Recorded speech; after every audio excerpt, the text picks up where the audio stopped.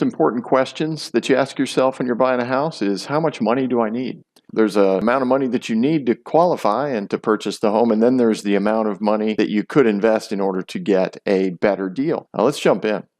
First of all, here are the terms used to describe money needed in a transaction. We have the down payment, there's earnest money, you'll pay closing costs and prepaids, and there's this thing called cash to close. So let's start with talking about how the money flows in the real estate transaction, and those terms will become a little more clear to you.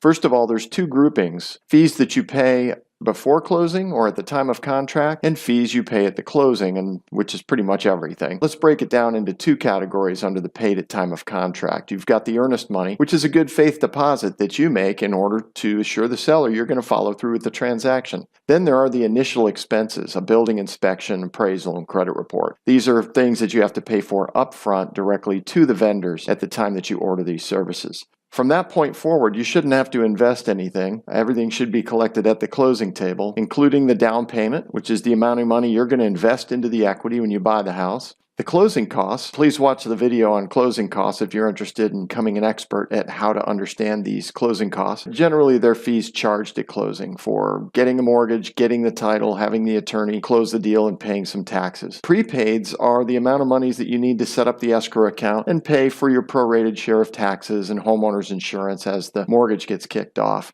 Then there's some miscellaneous items that may or may not be a part of your transaction, mostly homeowners association dues and other things that may be a part of your loan. I definitely want to understand what those are before you get to the closing table. And then there's some credits. The earnest money is going to be credited back to you. The seller may pay some closing costs per the contract, and the lender may be giving you a credit based on the interest rate that you locked in. So the down payment that you're going to be investing in your home, if you're doing a VA or a USDA loan, is probably zero. FHA is probably about 3.5%, and conventional, depending on how much you're putting down, a lot of people strive to put more than 3 or 5% down so that they can save money on their mortgage payment. So that's a good conversation with your loan advisor. The earnest money is a good faith deposit that's negotiated as part of the contract. There's nothing set in stone. I've had contracts that don't even require earnest money, but generally you can expect anywhere from $3,000 to $5,000 for a home in the $100,000, $200,000, $300,000 price range. The money is usually held by the closing attorney or the real estate broker, and it is credited back to you at closing. I think the best way to look at closing costs are to group them into different sections based on who's responsible for charging the fees. Lender fees vary from lender to lender. They're usually not very much, maybe between $500 and $1,500, including all of these items. If you see more than that, you're probably paying to buy down the rate. Title fees are a big portion of the closing costs. They're controlled by the attorney, who's usually chosen by the real estate agent. So even though you could shop for those fees, it's pretty difficult to do so. State and local taxes are, I guess you know, they're fixed. Can't do anything about those.